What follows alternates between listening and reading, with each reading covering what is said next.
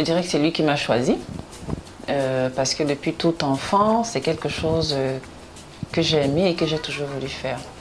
Peut-être parce que motivé par l'injustice autour de moi, par cette difficulté qu'il y avait pour les femmes de faire leur propre choix dans leur vie, de choisir le métier qu'elles vont faire, de choisir comment elles veulent conduire leur vie. Et donc, arrivé au collège, pour moi, ça a été très clair que c'est vraiment ce que je voulais faire dans ma vie.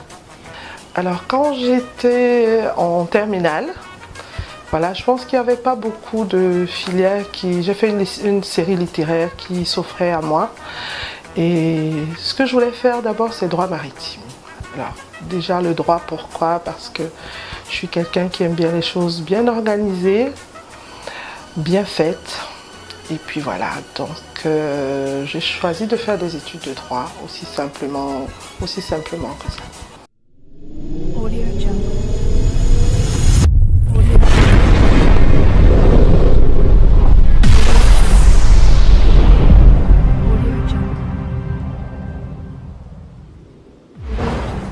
La fonction de juriste, pour moi, c'est vraiment c'est le plus beau métier du monde. Elle est unique, pourquoi? Parce qu'elle est une fonction transversale.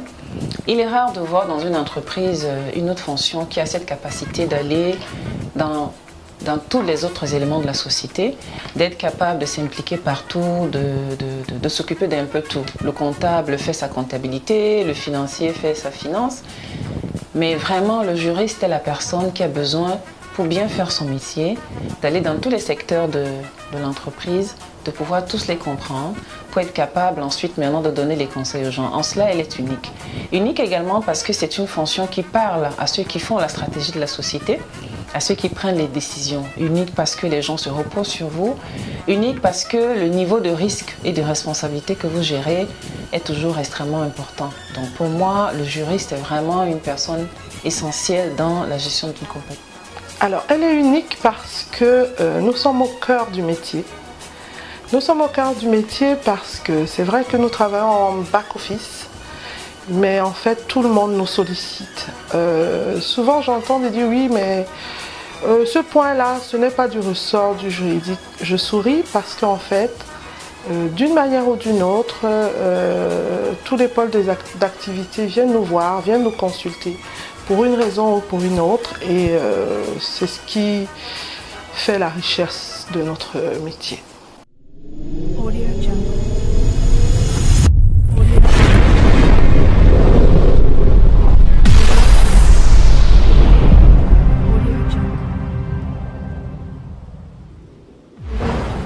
Personnellement, je n'en ai pas eu tant que ça, peut-être parce que j'ai eu de la chance d'être dans des milieux qui avaient des politiques déjà en place qui permettaient de combattre un petit peu ces barrières. Donc je pense que parmi les solutions, l'une des solutions, c'est de mettre en place dans une entreprise des process et des procédures qui permettent que le juriste puisse faire son travail de manière autonome.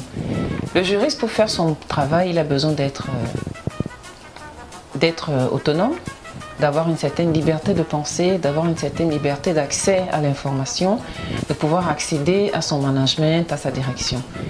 Et les barrières, souvent, particulièrement lorsqu'on est une femme, les barrières dans notre environnement, nous, sont déjà les barrières culturelles. Comment les gens vous voient, les rôles qu'ils vous attribuent dès le départ, qui semblent être pour eux les rôles traditionnels de la femme. Ils ne vous voient pas tellement en une personne qui va diriger, une personne qui va manager. Donc vous avez déjà la barrière culturelle qu'il faut arriver à dépasser. Et ma position à moi, c'est que pour dépasser celle-là, c'est votre propre comportement. Vous devez travailler sans vous-même vous focaliser sur ce que vous êtes, sur votre genre. Vous devez faire votre travail correctement. Il faut être juste avec les gens. Il faut être capable de prendre les décisions qu'il faut quand il faut, sans que nécessairement la question genre rentre en ligne de compte. L'autre barrière, c'est également l'ignorance des gens sur votre métier, l'ignorance de ce que vous êtes représenté véritablement, sur à quoi est-ce que vous servez au sein de l'entreprise. Cette barrière-là, la façon de la surmonter, c'est certainement d'expliquer aux gens, c'est de leur faire comprendre à quoi vous servez, pourquoi vous êtes là et pourquoi vous êtes important pour la compagnie. L'autre barrière, souvent, c'est les barrières que nous-mêmes, en tant que femmes, nous nous imposons. Parce que souvent on a l'impression que c'est les autres qui nous imposent des barrières alors que c'est nous-mêmes. Cette façon d'avoir l'impression que nous ne sommes pas à notre place, d'avoir l'impression qu'il faut faire 100 fois plus pour mériter ce qu'on a, de toujours penser que quand on vous donne une promotion, vous demandez mais est-ce que je la mérite véritablement? Et on est toujours en train de se mettre à l'arrière, de ne pas prendre les positions de management, d'avoir peur d'être celle qui dirige. Ça, c'est une barrière et celle-là, il faut travailler sur soi-même. Beaucoup. Il faut avoir des gens également, si vous êtes bien entouré des anciens qui sont dans le métier depuis longtemps, à qui vous pouvez parler et qui peuvent vous aider à surmonter ce type de barrières. Donc voilà ce que je peux dire dessus. Alors ce que je vous dirais, c'est que déjà être manager femme, c'est très particulier. C'est très particulier parce que d'une manière ou d'une autre, quelle que soit l'évolution des mentalités, vous restez une femme. Donc vous devez jouer en même temps sur votre disons, votre statut de femme et votre statut de juriste. Donc, mais là, le plus important, c'est qu'il faut bien connaître son métier, de telle sorte que vous puissiez convaincre vos interlocuteurs. Ce n'est pas facile parce que être juriste, c'est entre guillemets, comme on dit, empêcher un pêcheur de tourner en rond. C'est entre guillemets bloquer l'avancée de certains projets, je dis bien entre guillemets. Mais fin de fin, tout le monde vient vers vous en vous disant « Ah oui, mais finalement vous aviez raison ». Donc au départ, il faut y aller tout doucement pour faire adhérer votre idée à vos interlocuteurs. Parce que si vous avez des interlocuteurs, vous n'arrivez pas à les convaincre, comment voulez-vous qu'ils puissent effectivement donner du crédit à ce que vous leur dites? Mais c'est beaucoup de persévérance, beaucoup de témérité, c'est au quotidien, beaucoup de travail, mais c'est le métier de juriste en fait, c'est un métier passionnant. C'est un métier passionnant, pourquoi? Parce que les dossiers, il peut y avoir des similitudes, mais ils ne sont pas identiques. Donc il faut prendre le temps de vérifier, de regarder, d'être sûr, de voir la différence et puis d'avoir le petit point en fait qui va vous faire complètement tourner le dossier et puis ou bien la procédure.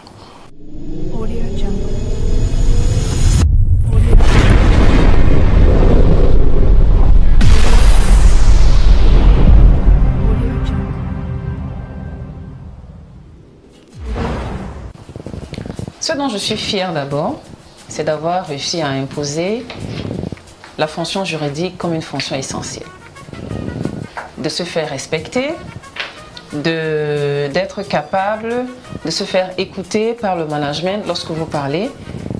C'est quelque chose dont je suis très fière, d'avoir imprimé mon empreinte, si je puis dire ainsi, sur un certain nombre de décisions importantes qui sont prises par la compagnie. Ça, c'est quelque chose dont je suis assez fière. Je suis fière d'avoir pu recruter d'autres jeunes femmes qui sont des juristes et qui aujourd'hui occupent d'autres positions dans d'autres entreprises. C'est quelque chose dont je suis assez fière. Maintenant, les choses que j'aurais pu faire autrement, je pense que j'en ai parlé tout à l'heure, mais en tant que femme, ces barrières internes nous-mêmes qu'on se met, cette façon de penser que nous ne sommes pas véritablement à notre place et d'attendre toujours que ce soit les autres qui viennent nous dire que ce que nous faisons est bien, ça c'est quelque chose qu'en regardant en arrière, j'aurais bien aimé faire autrement et peut-être que j'aurais suivi une carrière un petit peu différente.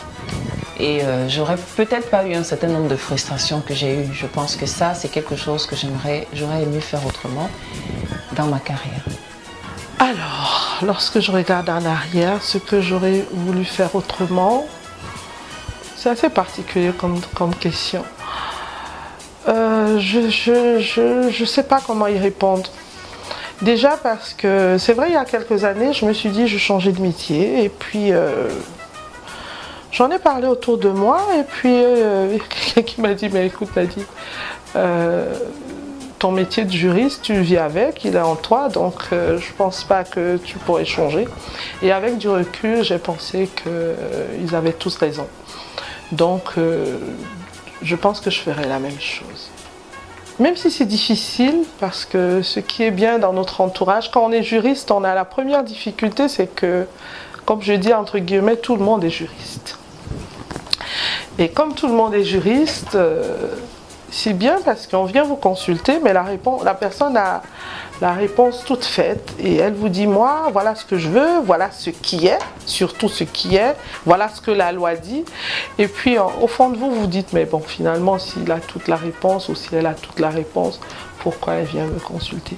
Alors, ce qui fait la fierté ou ma fierté dans ce métier, c'est de pouvoir convaincre tout ce monde et de pouvoir leur faire comprendre, peut-être qu'ils ont un peu raison parce qu'il ne faut pas les offusquer, mais de pouvoir leur faire comprendre que voilà effectivement ce qui est et voilà ce qui devrait être fait, mais avec douceur, parce que si vous y allez trop fort, ça ne marche pas. Il faut faire avaler la pilule tout doucement. Et voilà, en fait, je pense que ça va.